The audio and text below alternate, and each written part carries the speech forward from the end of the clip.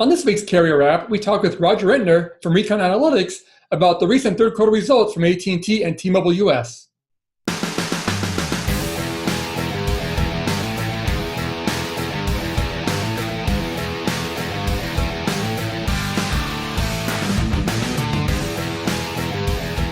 Today's episode is brought to you by Telecom Careers, the #1 global telecom and wireless job board. telecomcareers.net. Well, hello and welcome to this week's Carrier Wrap Show. I'm your host, Dan Meyer, editor-in-chief at RCR Wireless News. This is episode 2 of the show, so apparently our pilot was very good. We got picked up for another episode. And again, joining me this week is Sean Kinney, who's the managing editor here at RCR. Hey, Sean, thanks for joining us this week. We appreciate it. Hey, Dan, thanks for having me, and congratulations on the pickup, man. Big deal. Very excited. Let's see if we get one more episode out of this. But, well, I know this week you're at an event in Los Angeles at the HeadNet Expo event. So got some nice background there behind you. But maybe start off with on this week's show. I know over the weekend there was some news that came out of Sprint that you covered very well, and it got a lot of attention on our website about Sprint, adjusting its severance packages for some of its employees who are perhaps going to be laid off here soon. So maybe you want to touch a little bit on what happened over the weekend. Yeah, Dan. So basically what's going on here, Sprint is preparing to cut about $2.5 billion from their operational cost. Yep. Obviously, that's going to involve layoffs. And while we don't have any specifics on, how many people and which business groups they're in, we can kind of read the tea leaves this week and know that the layoffs are imminent because Sprint put out some details of how they're changing their severance packages. Yeah. So essentially, the severance plans that are in place right now contemplate payment 2 weeks per every year worked at Sprint. So if you worked there for 10 years, you've got 20 weeks of severance. So what Sprint has done now is cut that in half. You get 1 week of severance per year worked at Sprint. So, not a popular move, but they've very, very handily cut about 50% of the cost associated with severance. So, obviously that'll help them get towards that $2.5 billion cut mark. A few other things that are, somewhat amusing. They've gotten rid of executive snacks. And the one that I'm trying to wrap my mind around is this whole take responsibility for your own trash. And so, like I said, there's not a whole lot of details on this, but from what I can tell, this essentially means that they're cutting the trash pickups at corporate way back. So, I'm envisioning people like backpacking their trash out of the office and throwing it away in public receptacles or at their own homes. But hey, if you need to cut money, that's one way to do it. Yeah, I don't want to have any more details on what they're actually going to do. I want my imagination to run wild on this and just figure out, like what you're saying. Like, I just want to imagine what they're going to do with their trash. Because, again, yeah, it is. Obviously, they're looking to cut costs wherever they can, apparently. And again, they've got some orders from Japan. But, yeah, that's a very interesting insight there on what's going on over there. Yeah, and as soon as they announce that you're going to need to start bringing toilet paper from home, I'll be right there to write that up. But, in all seriousness, you said earlier, I'm here at the HeadNet Expo in LA, and so there's a huge emphasis on carrier small cell rollouts. Sprint is really a huge player in that space. I still don't think they've confirmed exactly what their network improvement plans are, but lots of people are projecting 50 to 70,000 small cell deployments. And this is a wild average that I'm about to give you, but about $50,000 a deployment, depending on the specifics of the site. 70,000 deployments times $50,000, that's a lot of money. So they seem like they're going to aggressively move in this direction, but a lot of the discussion here is about getting that price point down by through a regulatory framework. You could bring sort of a uniformity to how you deal with local governments in terms of accessing power, accessing fiber, and that would obviously make for a much more scalable process. Another thing we've heard a lot about today is the labor that goes into it. If you can create a small cell that'll self-configure it to whatever X parameters that the network requires, you can take a lot of that skilled labor out of the equation and drive down your deployment costs. So that's a lot of what's going on here. And it does directly relate to what Sprint is doing. And I got to think that they need to make these sweeping cuts so that they can fund this network improvement plan. And I guess the end game there is provide such a robust end user experience that they can start stealing customers back away from Tmobile, AT&T, and Verizon. Yeah, and that's a good point. Obviously, I know with macro cells in general, you always hear the numbers about deployments, costing between $250,000 to $500,000 for macro sites. So obviously, small cells are quite a bit cheaper. But when you look at the scale of small cells, the numbers they're going to deploy, like you said, I'm not a numbers person, but that does seem like a lot of zeros attached to some numbers there. So yeah, I mean, for Sprint to cut some costs wherever they can, got to do what they got to do, I guess. But they definitely have a lot of trials and tribulations ahead for them. That's for sure. And like you said, when it comes to how they're going to compete in the marketplace, that's going to be a big part of what they're trying to do. So very interesting what's happening there at Sprint, that's for sure. Yeah, so also on those carrier financials, I think T-Mobile's Q3 numbers came out this week, right? What's going on there? Yeah, T-Mobile announced their full numbers. They released kind of some preliminary stuff earlier this month, kind of what they might announce, but they announced their full results.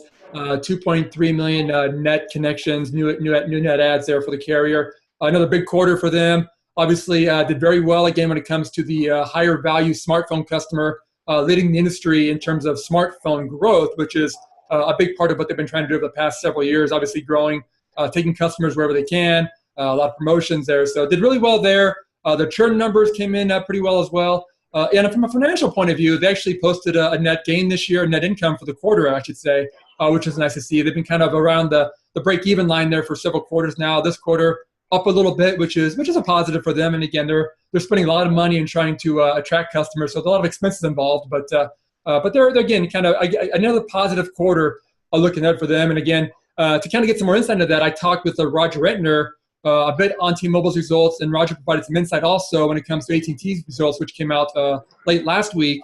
And we looked a bit ahead too at Sprint, which is going to report next week as well. So some great insight from Roger, and let's dive into that interview now. Take a look at that interview. Hey, Dan, do you guys address, T-Mobile must be doing well if they got money to spend on a skywriter to harass Verizon corporate headquarters, right? I mean, that's some money where your mouth is trolling. That was brought up. Roger has some opinions of that. Obviously, T-Mobile has been very aggressive when it comes to the public perception of what they're doing out there. Whatever they can get some free publicity, or maybe not free, but at least some broad publicity with something like that. They're all over that. Again, in the big scheme of things, from an operational point of view, it's perhaps not a huge part of it, but yeah, I mean, that is definitely was brought up by Roger and the importance of that. But yeah, we definitely touched on a lot of topics there. It's a very extensive interview, so I definitely encourage those who are going to watch it to maybe grab a drink first. But Roger provides a lot of great insight into the topic. So yeah, we'll dig into that topic as well as other things too. So let's take a look at the interview now. Thanks, Dan. So here we are, thick in the middle of the third quarter reporting season. We saw Verizon already, and then the past week we've seen AT&T and more recently T-Mobile. Hoping to get some insight from you on what you've seen and maybe what you think from those results. So maybe kick off with AT&T first. What did you see from their results?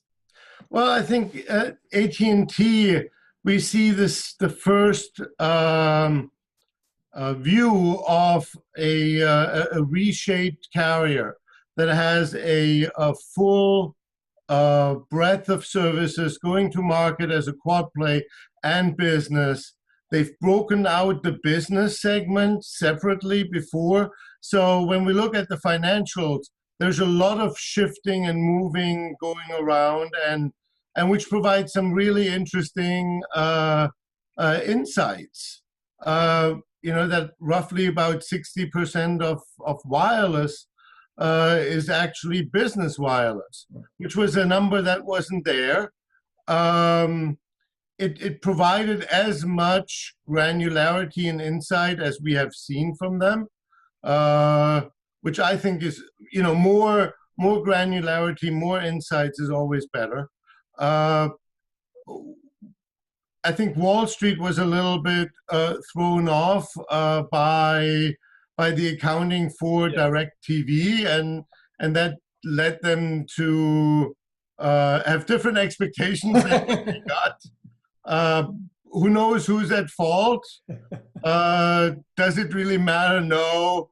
I think going forward, all the numbers should line up. Yeah. I think what we've seen from AT&T, and also when I combine it, they had a big investor, not only investor but also industry analyst event.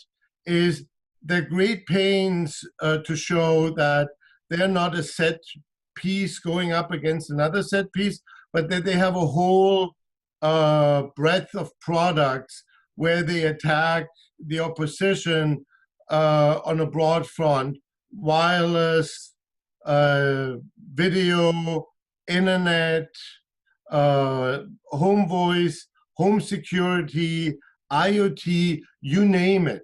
They're probably the broadest setup carrier of them all.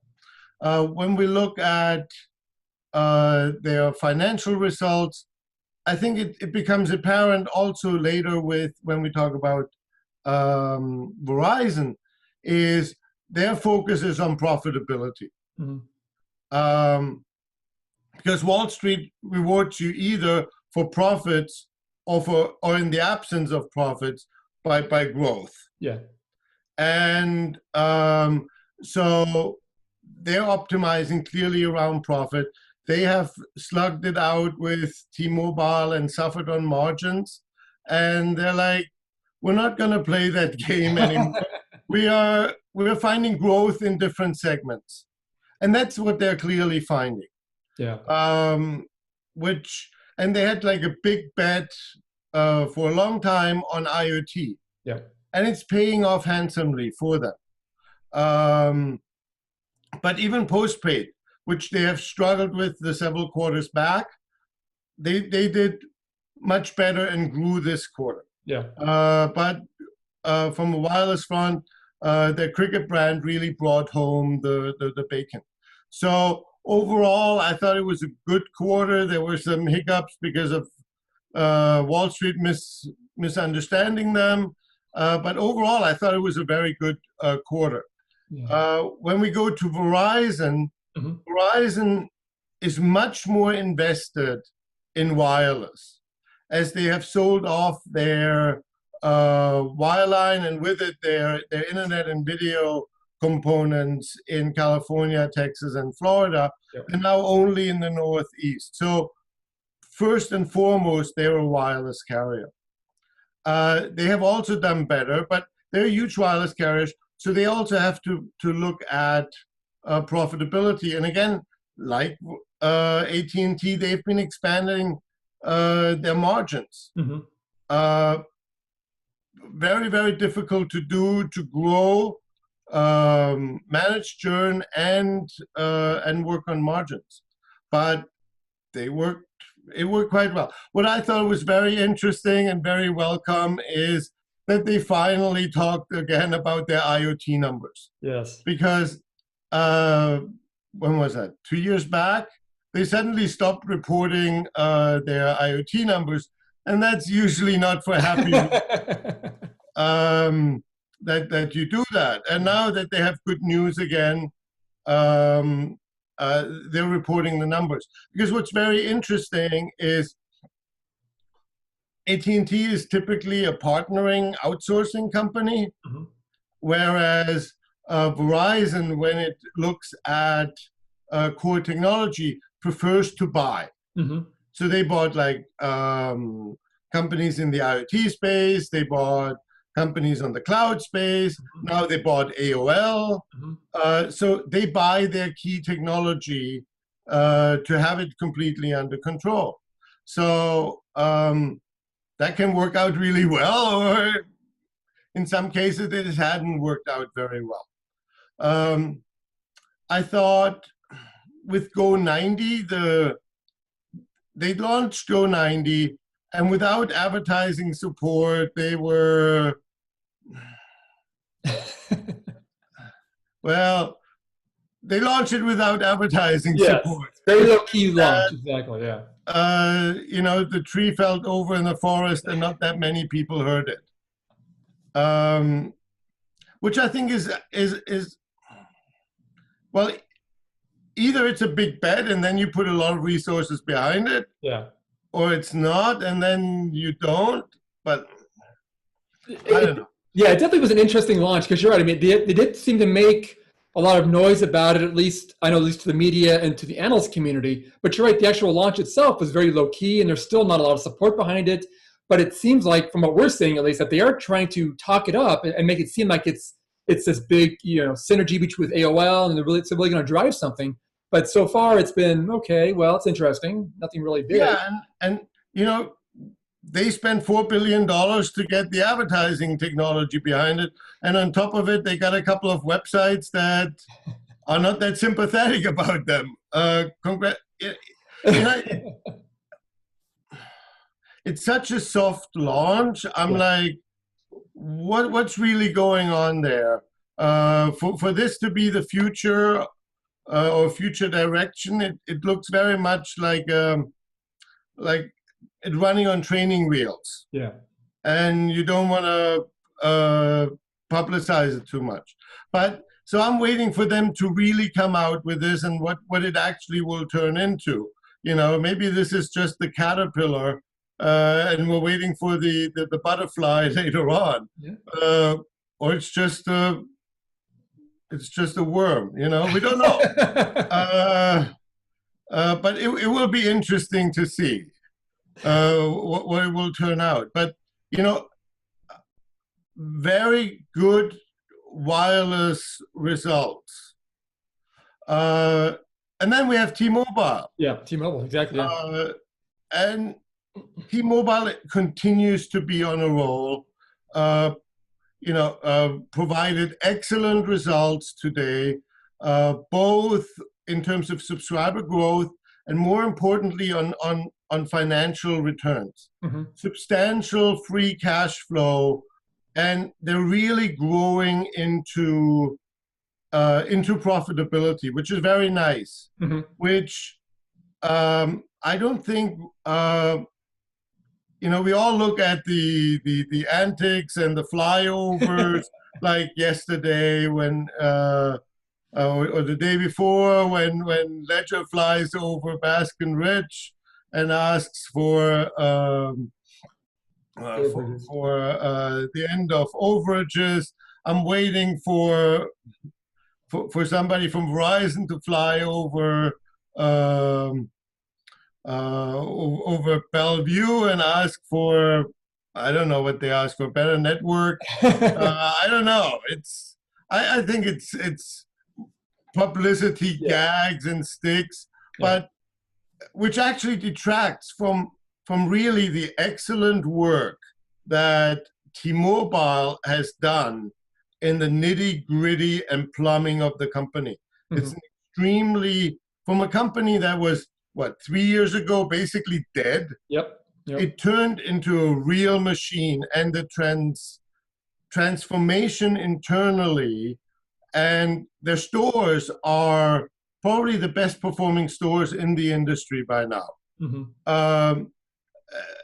It has been really significant, and Neville Ray does a fantastic job with the network now that somebody lets him actually show how good he is. Yeah. Whereas previously, I always felt he was like held back by various constraints. Yeah. So, but T-Mobile gets predominantly rewarded by growth. Yeah. And Wall Street until now has not really rewarded them or looked at profitability. Now that they're growing into profitability, they will probably look at both figures. Mm-hmm. And I remember in the .com world and with the bubble bust, there was this famous phrase of unencumbered by revenues. Well, T-Mobile basically until now has been unencumbered by profits. Mm-hmm. So they had a lot of leeway on profitability. Now that they actually have shown that they can throw profit out there, it raises the bar, and it's part of growing up and being a very competitive and successful carrier. At one point in time, your investors and shareholders want to see profits. Yeah. And we're getting to that point. They're still managing it, that they're more or less flying around net profit, around profitability. This time it was, again, a very nice profit, 130 million. Mm-hmm. Nothing to write home about when you compare them with Verizon and AT&T. But still a very nice profit. So they're optimizing their growth around that, or have been at least. So it will be interesting how that changes. I thought it was very disappointing that T-Mobile, which used to have exemplary granularity and visibility in their numbers, has decided to throw IoT and wholesale together, which are not the same business. They're two different businesses. I always thought T-Mobile was leading. Here it's following the example of companies that traditionally have not done too well. So they said, oh, it's doing very well. We'll see how the numbers break out. AT&T continues to show a breakout between the two because it lets you better understand it, and they have a good story to tell. Verizon, that stopped reporting it when it did poorly, now is reporting again. So it's interesting to see how when they get more successful, how much more visibility they will provide. Sprint has always been throwing it together, but if the industry standard is Sprint in that regard, what else can I say? True. I thought, I mean, I carrier move from a company that wants to be Un-carrier, where they previously had like spectacularly clean and clear financial reporting.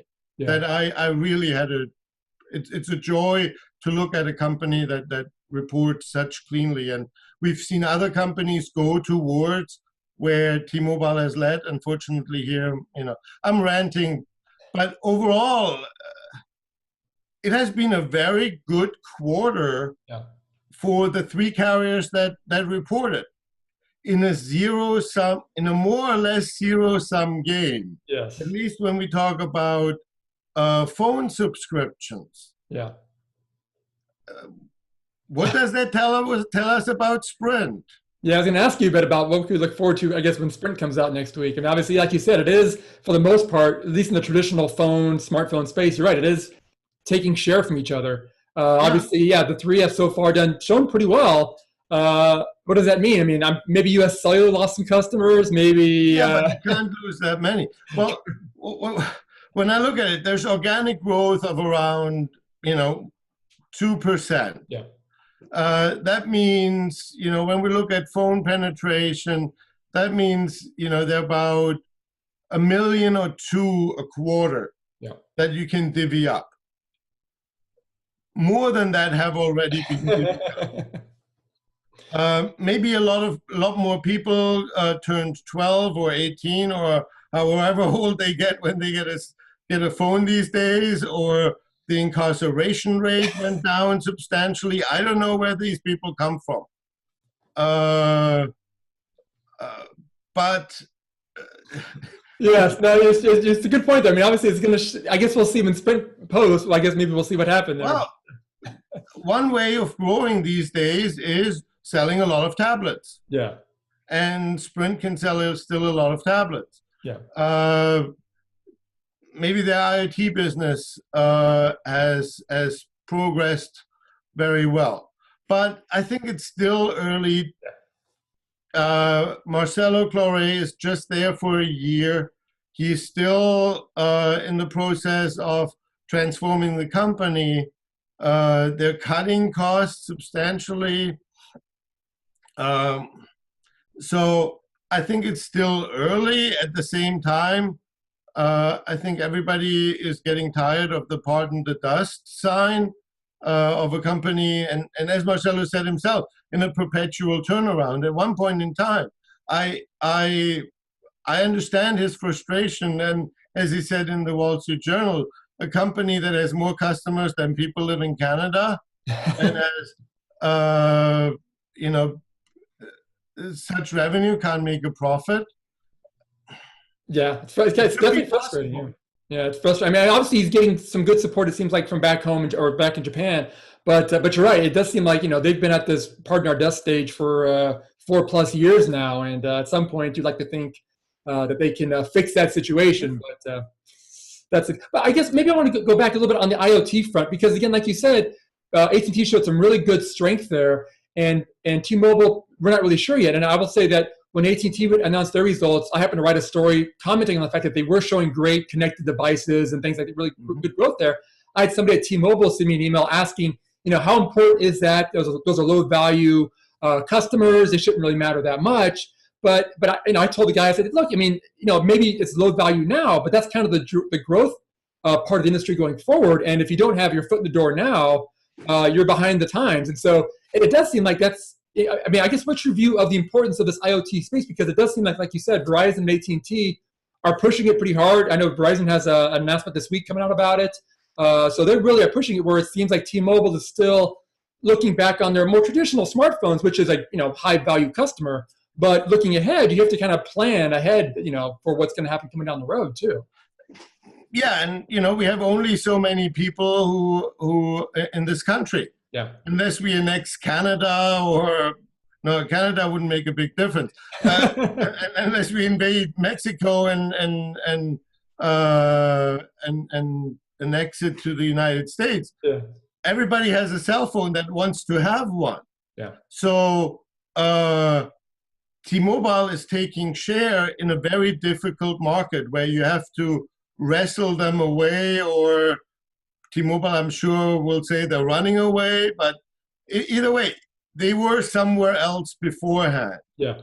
Whereas IoT is a huge land grab. Yeah. And I think we barely scraped the surface. So I think a T-Mobile can grow a couple more years, but at one point in time, the unhappy people have left. Yeah, yeah.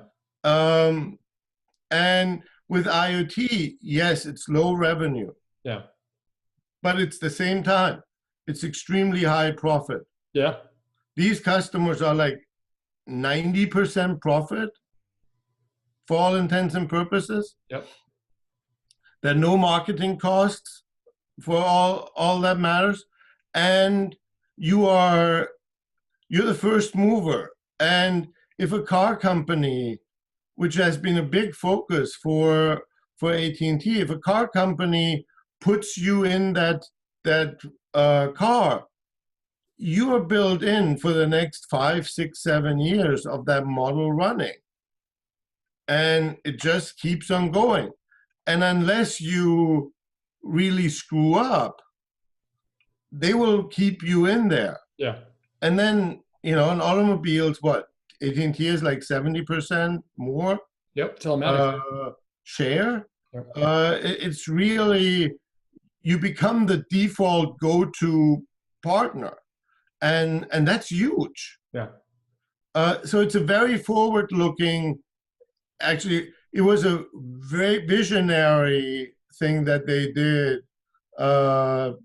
many years ago when they put Glenn Lurie in charge of that organization. Yeah. And he executed extremely well and was rewarded now with the running the consumer mobility group. Yeah. So when you look further out into the future, that's where the growth comes from. Yeah. We're going from a few billion devices to what, 10 billion globally, something like that. A lot of that, majority of that will be IoT. And in this country, even more so. Yeah. And AT&T has the leading position. Nobody else has this globally permissible or activatable SIM that works globally. So you can put one module in that device and it works all over. If you make a dog collar, it doesn't make a big difference. But if you make a car, like for example, BMW makes all their X series here in the US. Yeah.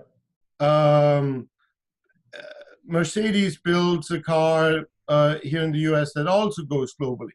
Yeah. So it's very important to just put in one SKU. Yeah.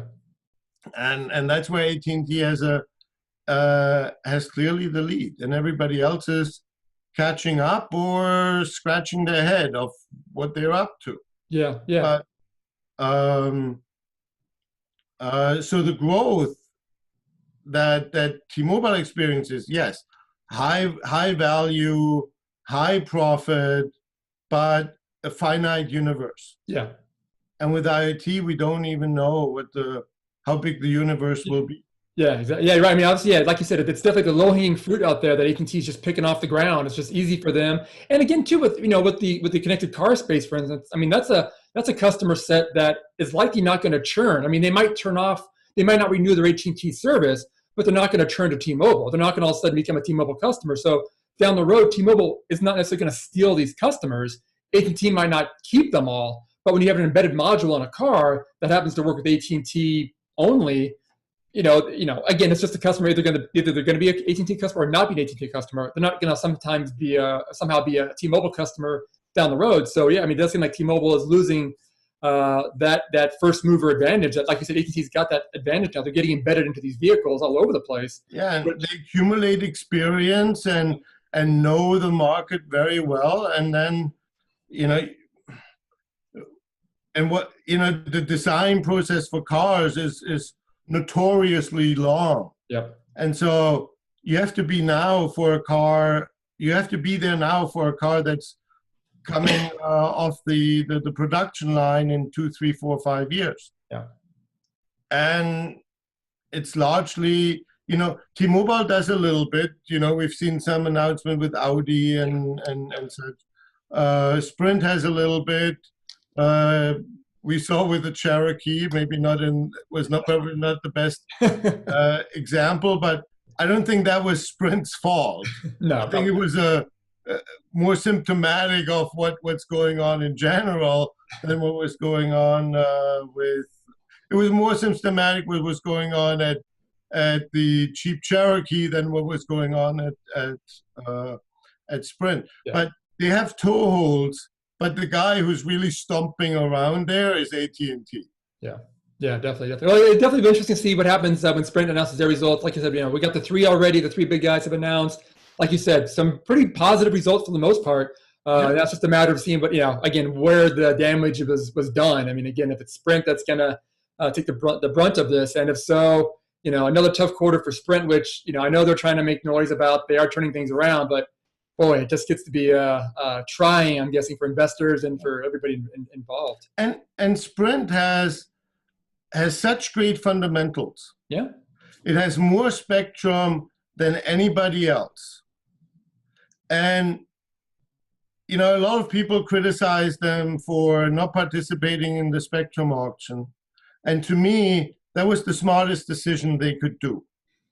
Because imagine that the incentive auction is a massive success, that 120 megahertz gets cleared, and that one company, which is impossible, but one carrier wins all the 120 megahertz of spectrum.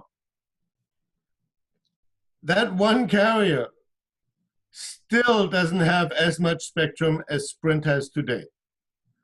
They're that far in the lead. Yeah. Now, what I'm waiting for Sprint, and more spectrum means more speed. Yep. What I'm waiting for when it comes to Sprint is really to utilize that spectrum and become the fastest carrier in America, because they have the most spectrum, and if they're using it, they can actually do it. And it's a defendable differentiation. Yeah, I mean, they talked about this initiative to, the Sprint Spark program and all those things with 2.5 and how it was going to provide this speed. And you're right, from a marketing perspective, that is something significant to hang your hat on. If you can go out there and tout to everybody, hey, we're the fastest. I mean, we may not be the most, the best coverage here and there, but if we got the fastest network, that's at least something for them to hang their hat on from a marketing perspective. And, T-Mobile, that has roughly as much spectrum as Verizon and AT&T, a little bit less, but substantially less customers. Yeah. Because they have more spectrum per customer. Yeah. They have a faster network. It's not that much faster, but they still make a ton of hay out of it. Yep. Imagine you're Sprint and you can say we're twice as fast as everybody else. And they have twice as much spectrum as Verizon and AT&T with half the customers. Yeah. It could be 4 times as fast. Yeah. Yeah, I mean, you're right. It definitely seems like the plate is set for them to, the ingredients are there for them to make something tasty for everybody to have, but they've somehow, yeah, it's the execution. It's all about execution. And when you look at T-Mobile, T-Mobile is really the blueprint of what Sprint could be and could have been with excellent execution. And that's why I'm a big fan of T-Mobile not because of the we're on carrier, blah, blah, blah, but because of the fundamental excellence in execution. Yeah.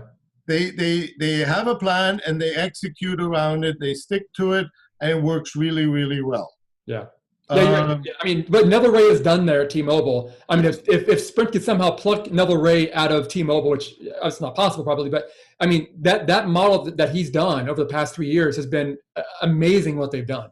Extremely well done. And overall, you know, I always remember one of the things that Denny Striegel told me, you know, it's like, happy people don't make numbers. Numbers make happy people. And I think there are a lot of happy people right now at T-Mobile. There are happy people at Verizon, which he ran for so long and turned into a real machine. And you know, I think that the people are very happy all around. Yeah. You know, and then when we look at Comcast, rumored to enter the wireless space, 3 years after they had the opportunity to. But you know, John Stankey from AT&T said that he measures success that when Comcast enters wireless. Well, be careful what you wish for. You might they might actually do something. That's true. I mean, the cable guys have been, you know, circling the wireless industry for so many years. I mean, they've been in the auctions, they've been partnerships, they've done all these things. Never really, you know, commercially done something significant. But you're right, the threat is there, and they've got, you know, potential. The potential is there. But when you look at it, you know, historically they've always partnered with Sprint. Most recently, Pivot, but they had like 1 or 2 joint ventures before, and you never knew who was the guy that was actually screwing it up. You didn't know if it was the cable guys or Sprint. Now that they partnered with Verizon, we know it's not Sprint. So that's a good thing for Sprint. It's a good thing for Sprint. It's a late validation that, you know, it was the cable guys that were late to the dance and didn't put enough resources behind it and focus it, and that's why it didn't go anywhere. Yeah. And you know, Verizon to a certain extent has suffered the same thing. It's just they executed otherwise. Yeah. Well, we'll see if cable and Comcast actually will get somewhere when they put their mind to it. Yeah. Yeah, see how that plays out. A little bit late to the game. Oh, because I mean, it's a zero-sum game at this point, right? So I mean, maybe they can keep their own, you know, cable customers, maybe attract them, but those customers already have smartphones. I mean, they're not like they're sitting around waiting to sign up for phone service. You've already got it. So. And if you're right now a Comcast customer and they come to you and say like, why don't you switch? The consumer will say, and what's in it for me? What is that compelling reason? Yeah. And they better come up with a more compelling reason than $5 off. True. Because T-Mobile and Sprint do that already with $10 off and more. Yeah, true. So the hurdles are and the barriers to success are getting higher and higher. Yeah, definitely.